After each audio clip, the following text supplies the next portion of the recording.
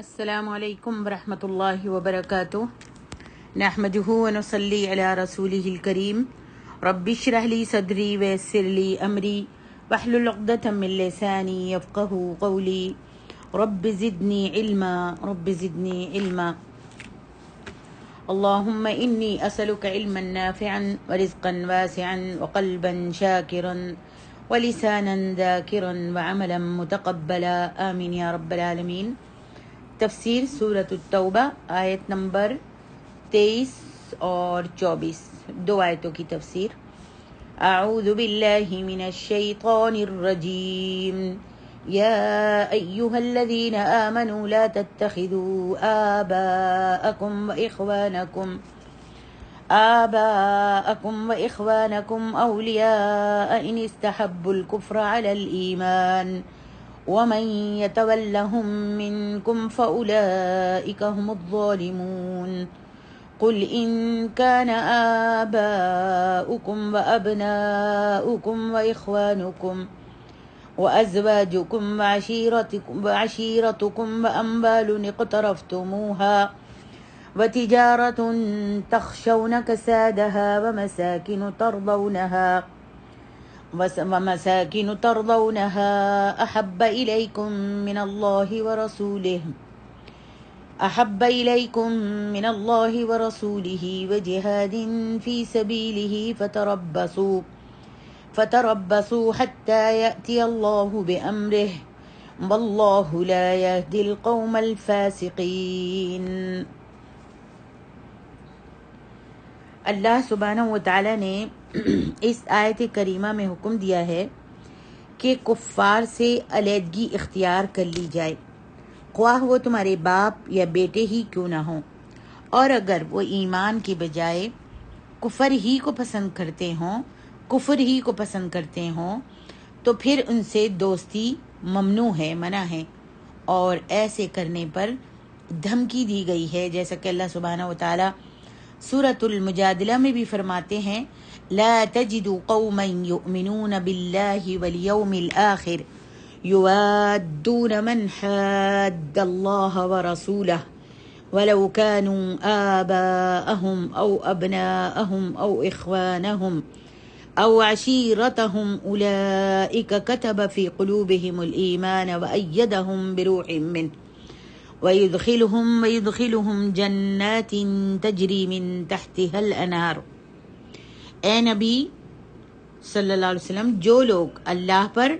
اور قیامت کے دن پر ایمان رکھتے ہیں، آپ ان کو اللہ اور اس کے رسول کے دشمنوں سے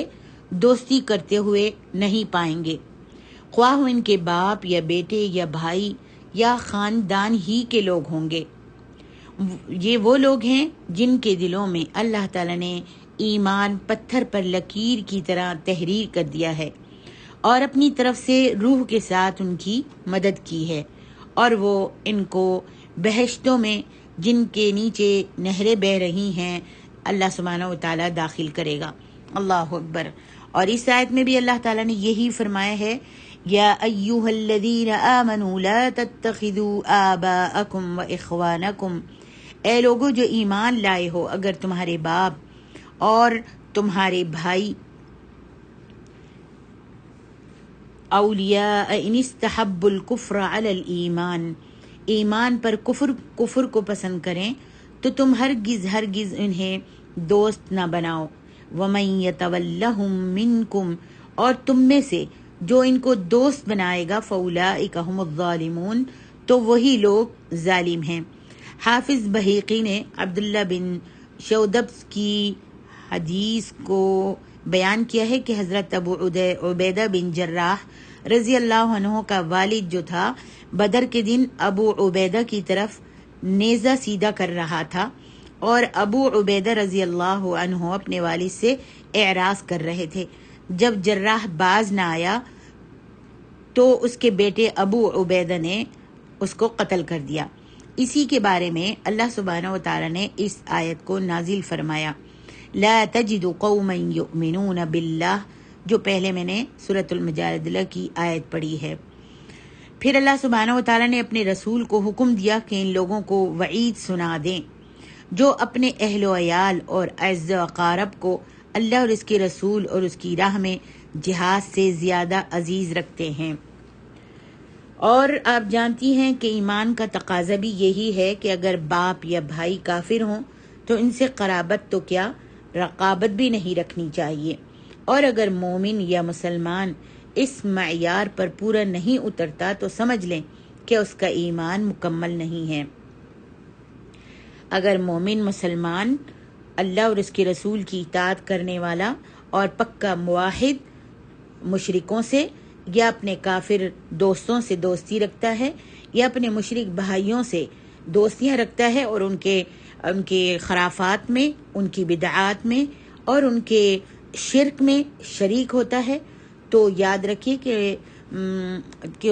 اس کا ایمان جو ہے وہ مکمل نہیں ہوتا۔ اس واسطے ہم سب کو چاہیے کہ ہم سب موحد لوگوں سے دوستی رکھیں اور جو مشرک ہیں ان کو نصیحت وصیت کرتے رہیں، ان کے ساتھ ہم نوالا ہم پیالہ بن کر نہ رہیں۔ اس مضمون کو کتاب و سنت میں بہت سارے مقامات پر مختلف پیرایوں میں بیان کیا گیا ہے، اور سبحان اللہ آپ پڑھتی آئی ہیں، جیسے کہ حضرت عمر کا واقعہ ہے کہ ایک دفعہ حضرت عمر نے آپ سے کہا کہ آپ مجھے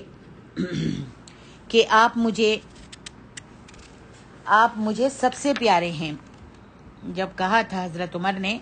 کہ یا رسول اللہ صلی اللہ علیہ وآلہ وسلم آپ مجھے سب سے پیارے ہیں، تو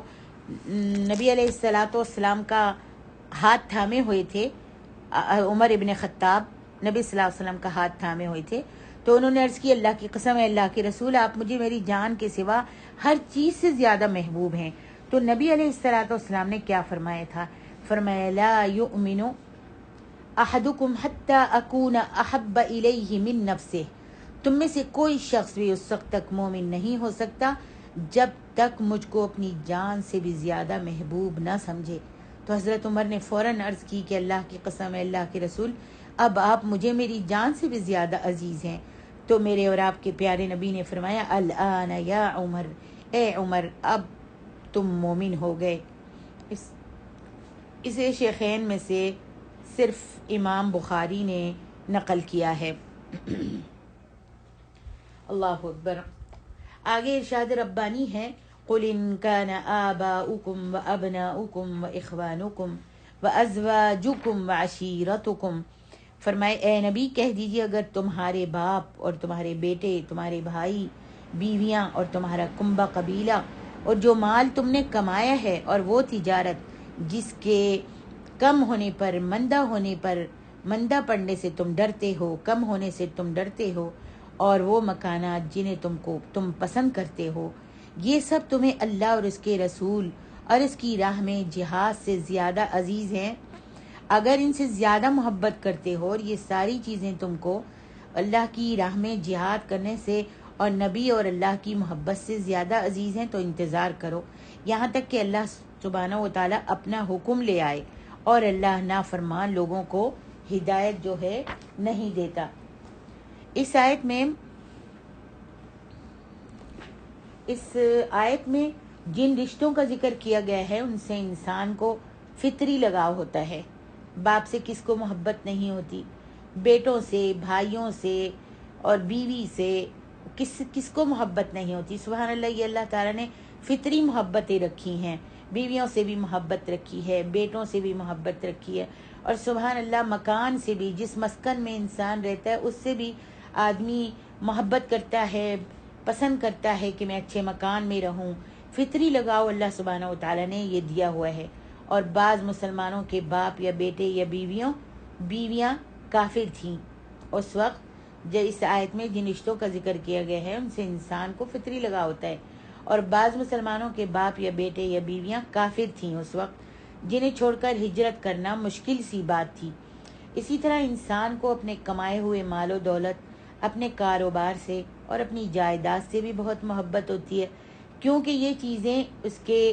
گاڑے خون پسینے کی کمائی کے نتیجے میں اس کو حاصل ہوتی ہیں۔ رات دن محنتیں کر کے وہ کماتا ہے، اور کما کر پھر ایک اچھا مسکن، اپنا ایک اچھا گھر بناتا ہے، تجارت کرتا ہے، تھکتا ہے، کھپتا ہے، اور تو ظاہر بات ہے اس سے محبت بھی ہوتی ہے، اور یہ فطری محبت ہے۔ اللہ سبحانہ و تعالیٰ نے جیسا کہ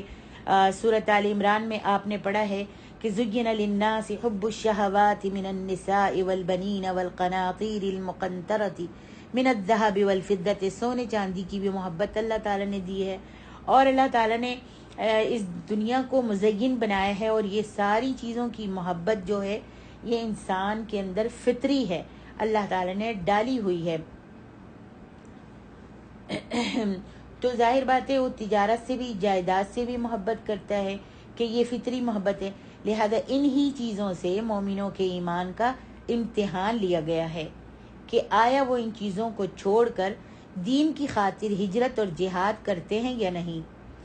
چنانچہ صحابہ کرام کی اکثریت اس معیار پر بھی پوری اتری۔ جب اللہ تبارک و تعالیٰ نے ان کو آزمایا تو آپ نے دیکھا کہ جب ہجرت کر کے جا رہے تھے مہاجرین، تو کس طرح سے اپنا مال، اپنا گھر بار، اپنے کوئی اپنی بیوی بچوں کو بھی چھوڑ کر اللہ اور اس کے رسول کی محبت میں ہجرت کر کے مدینہ چلے گئے تھے۔ اللہ اکبر۔ تو جو صحابہ تھے، اللہ تعالیٰ نے جب ان کو آزمایا اور جب اسلام لے آئے اور اللہ کے رسول کی رسالت کا اقرار کر لیا، تو انہوں نے اس مال اور جائیداد کی کوئی بھی فکر اور پرواہ نہیں کی، سب کچھ انہوں نے پیٹھ پیچھے پھینک دیا اور چلے گئے۔ تو سبحان اللہ، صحابہ کرام جو تھے اس معیار پر پورے اترے۔ تھوڑے ہی بس مسلمان ایسے تھے جو انہی فطری کمزوریوں کی وجہ سے مکہ میں یا اطراف و جوانب میں رہ گئے تھے۔ اس آیت میں مسلمانوں کو متنبہ کیا گیا ہے کہ اگر تم نے ان کمزوریوں کو دور نہ کیا اور اپنی جانوں اور اموال سے جہاد کرنے میں کوتاہی کی اور رشتہ داروں کی محبت، آسانی اور دنیا طلبی کی راہ اختیار کی اور خواہش نفس میں پھنس کر اللہ کے احکام کی تکمیل نہ کی، تو تمہیں حقیقی کامیابی نصیب نہیں ہوگی۔ اللہ اکبر، سبحان اللہ۔ آج ہم نے یہ دونوں آیتیں جو ہیں اس کے اوپر تطبیق کرنی ہے، اس پر عمل کرنا ہے، اور آج ہم سب اپنا محاسبہ کریں کہ ہم کو کس سے محبت ہے۔ آیا رشتہ داروں سے، بہن بھائیوں سے، بیوی بچوں سے زیادہ محبت ہے کہ اللہ اور اس کے رسول سے محبت ہے، یا اللہ اور اس کے رسول سے محبت ہے؟ تو سب سے بڑی چیز، جیسے کہ حضرت عمر کو اللہ کے رسول صلی اللہ علیہ وسلم نے کہا کہ عمر تم مجھ سے کتنی محبت کرتے ہو؟ تو عمر نے کہا یا رسول اپنی جان سے یعنی اپنی جان سے زیادہ نہیں، بلکہ میں ہر دنیا کی چیز سے زیادہ آپ سے محبت کرتا ہوں سوائے اپنی جان کے۔ اللہ اکبر۔ تو دیکھا اللہ کے رسول نے کیا جواب دیا، کہا کہ یا عمر اس وقت تک تم مومن نہیں ہو سکتے جب تک کہ مجھ کو اپنی جان سے زیادہ نہ چاہو۔ اللہ اکبر۔ آج ہم سب دیکھیں کہ کیا ہم اللہ اور اس کے رسول سے اپنی جان سے زیادہ محبت کرتے ہیں؟ اگر کوئی ممنوع چیز آتی ہے، کوئی خواہش نفس ہم کو ابھارتی ہے جس چیز کو اللہ اور اس کے رسول نے منع کیا ہے، لیکن ہم کیا اپنی اس خواہش کو پورا کرتے ہیں، یا جس چیز سے منع کیا گیا ہے اس کے اوپر فوراً رک جاتے ہیں؟ اگر ہم اپنی خواہش کو، بری خواہش کو، اپنی خواہش نفس کو دبا کر اگر اللہ اور اس کے رسول کی اطاعت کرتے ہیں تو سبحان اللہ، اللہ سے ہم محبت کرتے ہیں اور اس کے رسول سے محبت کرتے ہیں، اس کے فرمان سے محبت کرتے ہیں، اپنی خواہشوں کو ترک کر دیتے ہیں، اس لیے کہ یہ بری خواہش جو ہے یہ اللہ اور اس کے رسول نے اس کے اوپر ممانعت کی ہے اور اس چیز سے دور رہنے کو کہا ہے۔ لیکن ہم کیا ہے کہ آج کل خواہش نفس کے پیچھے ہر کوئی پڑا ہوا ہے، ہر کوئی پڑا ہوا ہے۔ ہم تو یہ دیکھتے ہی نہیں کہ یہ اللہ کے رسول نے اس بات کو کرنے کا، اس کام کو کرنے کا حکم دیا ہے یا نہیں۔ بس ہم تو یہ دیکھتے ہیں کہ میرے فلان کر رہے ہیں، میری دوست کر رہی ہیں، میرے رشتہ دار کر رہے ہیں، ہماری برادری یہ کام کر رہی ہے تو ہم بھی کر رہے ہیں، سب کو دیکھا دیکھی ہم بھی وہی کام کرتے ہیں، جو برادری، جو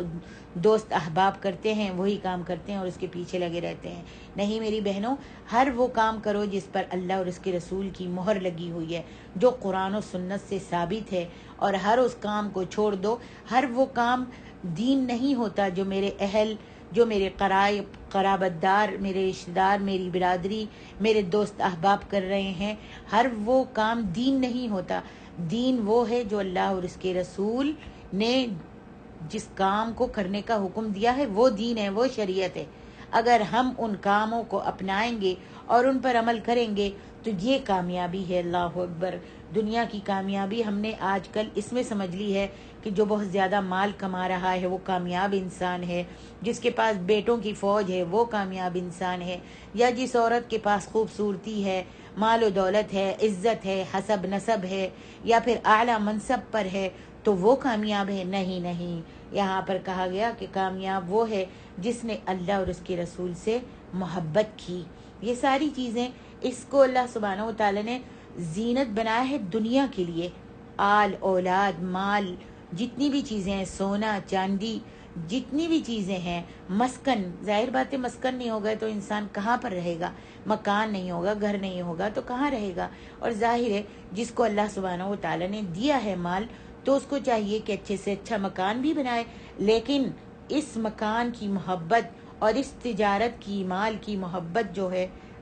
اللہ اور اس کے رسول کی محبت سے نہیں بڑھنی چاہیے. جیسے ہی نماز کا ٹائم ہو فوراً ہی انسان نماز پڑھے، چاہے وہ کتنی بڑی تجارت میں لگا ہو، کہیں پہ بھی کسی اعلیٰ مقام پر کھڑا ہو، جتنا بڑا بھی سردار بن گیا ہو، کسی بھی اونچے منصب پر چلا گیا ہو، لیکن نماز کا وقت ہوا تو میں نے ہر چیز سے، ہر جگہ سے منہ موڑ کر پہلے اللہ کے سامنے کھڑے ہونا ہے کہ یہ مال و دولت کس نے دیا ہے، یہ زندگی کس نے دی ہے، ہاتھ پیروں پر ہم کو کون چلا رہا ہے، آنکھوں سے ہم کو کون دکھا رہا ہے، کانوں کو سننے کی، ناک کو سونگھنے کی، آنکھوں کو دیکھنے کی، دل کو دھڑکنے کی، دماغ کو سمجھنے کی طاقت کس نے دی ہے. آدمی اس چیزوں پر غور کرے تو پھر کبھی بھی اللہ اور اس کے رسول سے زیادہ کسی سے محبت نہیں کرے گا. انشاءاللہ اللہ ہمارے دلوں میں اپنی اور اپنے نبی کی محبت ڈال دے، اور اپنی اور اپنے قرآن کی محبت سے ہمارے دلوں کو منور کر دے رب العالمین. تو یہی ہوتا ہے کہ انسان رشتہ داروں کی محبت میں آسانی اور دنیا طلبی کی راہ اختیار کرتا ہے، اور خواہشات نفس میں پھنس کر اللہ کے احکام کی تکمیل نہیں کی. تو پھر سمجھ جائیے جس نے ایسے نہیں کیا تو وہ حقیقی کامیاب نہیں ہوگا، اور اس کے لیے یہ حقیقی کامیابی نہیں ہوگی. حدیث میں ہے کہ جب تم جہاد چھوڑ دو گے تو اللہ تم پر ایسی ذلت مسلط کر دے گا جس سے تم کبھی نکل نہیں سکو گے. یہ ابن ماجہ کی حدیث ہے.